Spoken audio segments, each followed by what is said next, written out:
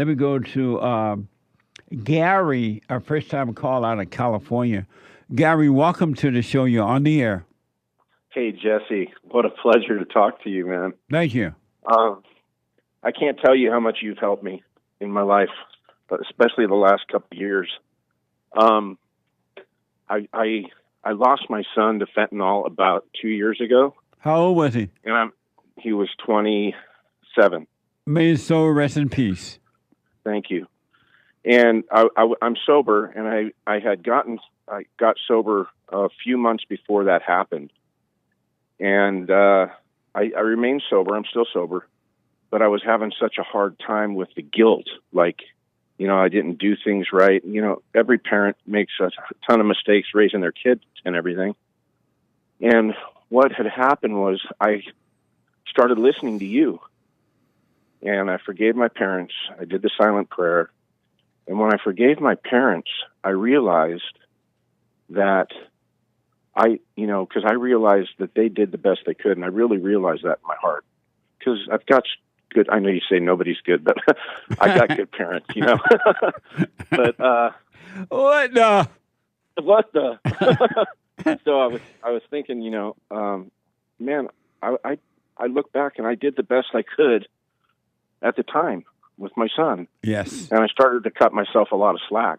Right on. And that guilt would keep me in bed sometimes for days, 6 months to a year later. And once I started to forgive myself, I forgave my parents, I forgave myself, and I've been free, man. Here's the thing that's bothering me lately, yes. Right? I've been really judgmental on a good friend of mine, and I can realize that it's my ego because I'm watching him blow up his life through his thoughts.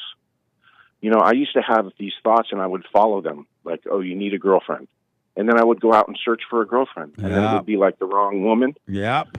And I'm watching him just implode his life. And he asks me, what should I do? And I try to tell him to listen to you. He's watched you a couple times, but he doesn't listen. And I'm watching his life just get worse and worse and worse because he listens to every thought. And I'm really judgmental. Like I'm like, I don't even want to call him anymore because he's not. It's like he's not listening. And I care about him, but I don't want to be judgmental because I know that's just my ego. Right. But it's like I'm stuck there. I've been stuck there for a couple weeks now, very judgmental. And how do I get through that?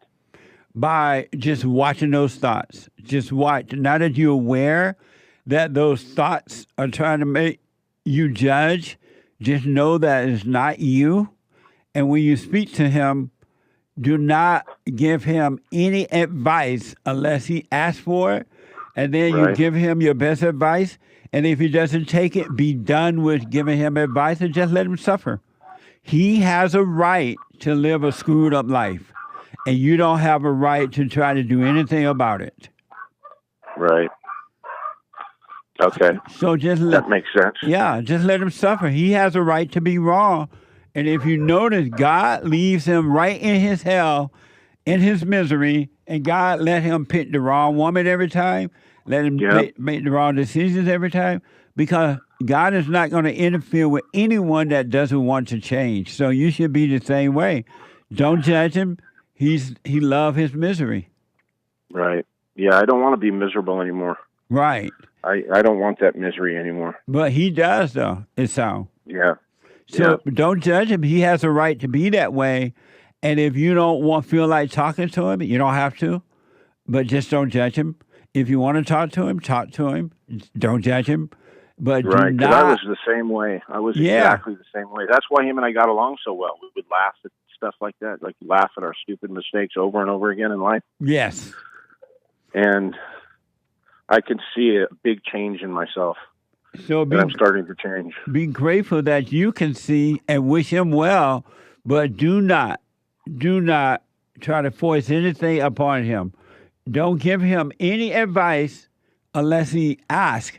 And then if he asks, But and then he doesn't take it. Then you stop giving him advice. Don't give him any more. Okay, that's where I'm at now. I just gotta, because he asks, but then, he actually gets upset with me. Why? I'm because he says I don't believe in that Jesse Lee Peterson stuff. You can believe in it. I don't believe in it. So then I said, okay, well, right. So then, okay, don't ask for advice. Then I won't give you any advice. Right. Okay. Well, And so I got to tell you, thank you. You're welcome. And watch those thoughts that try to, because it's the thoughts that try to put him down in your imagination. It says, oh, look at him. He's still this, he's still that. And they're not my thoughts. Right. Yeah. They're not your thoughts at all, not one iota. And then the thought, I have to be reminded that. The thought give you things to think about concerning him, and then the thought tell you, oh, you're judging him. Look at you. You think you're better. You're judging him. Right. But so you still believe in those thoughts. They're not real. They're lying to you. Right. Okay. As long as you're not angry at him, the sign of judgment is when you're angry at someone for the way they are, or they don't want the truth, or this and that. If you become angry at a person for being what they are, then you're judging. But you think about it, those are thoughts. That's not you. Okay. Okay. What a mess. What a mess. You brought so much joy into my life and so much peace. I can't tell you. I'm a truck driver, so I've got you on 3 hours a day, every day. I appreciate that. And then I listen to church on Sunday. So, right on. Well, you're stay awesome, with Jesse. Thank you. You stay with it. I cannot find the words to express to you the joy, the perfect peace that will come upon you if you stay with this. You stay with the prayer. You watch the thoughts. If you catch yourself lost in a thought, don't judge. Just come back to the present. Realize, oh, I was in a thought. No big deal. If you have to do that 1,000 times a minute or a day, if you just stay with it, there are no words to express the joy, the peace that will overtake you, the simplicity to life that would naturally overtake you, and you will live through it, and you will have nothing to do with it, but it will have control of you. No, that's great to know. I've had glimpses of it since I've been listening to you and since I did the silent prayer and forgave my parents. Yeah. I've had moments of that peace. But I want to thank you. I can't thank you enough. So you're welcome. And what you teach works so well with the program of Alcoholics Anonymous. Like what you teach. Nice. It works so well. Right on. So thank you, Jesse. You're welcome, Gary. Stay with it. Stay with it. Stay with it. No matter what. If the whole world turn against you, if your wife, your kids, your mama, your cat, your dog, everybody turn against you, you stay with it.